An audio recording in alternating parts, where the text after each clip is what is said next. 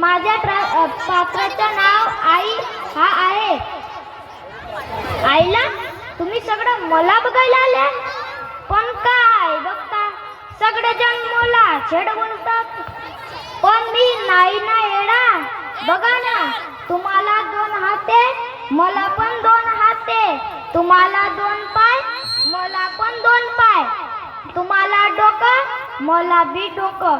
पण तुम्हाला आई असं ना, माझी आई मला म्हणायची मी लय मोठा माणूस होणार, आणि माझं पण स्वप्न होता. मी पण आईला म्हणत होतो की आई मी मोठं झालो ना, आई मी मोठं झालो ना.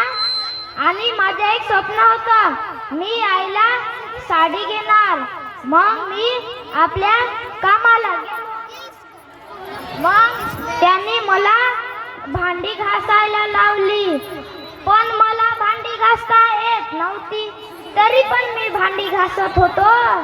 मग माझ्याकडून काचेची ग्लास फुटली, काकाने खरं लय मारलं इथं. मला आईच्या कुशीत जायचं होतं, मग मी तेथून पडून गेलो. मग पाहता पाहता मला पैसे सापडले. मग मी दुकानात गेलो, मग दुकानात आईसाठी साडी घेतलो. मग घरी गेलो, घरी पाहतो तर लय माणसं होती. मला वाटलं दिवाळीच आहे, पण दिवाळी नव्हती. मी सगळ्यांना रेडत आतमध्ये गेलो. माझी आई अशी झोपली होती, त्याच्या कानात आणि नाकात कापूस होत. आई उठ, आईला असं हलवलं तरी पण आई काही उठतच नव्हती. आईला साडी पण दाखवली, आई उठतच नव्हती. आई उठ ना ग, आई उठ.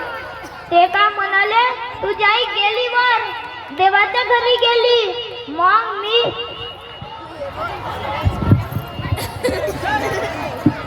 आई तू बघती ना मला, एकदा बघ, मी तुला काहीच त्रास नाही देणार. एकदा ये, एकदा फक्त एकदा ये, मी तुला काहीच त्रास नाही देणार.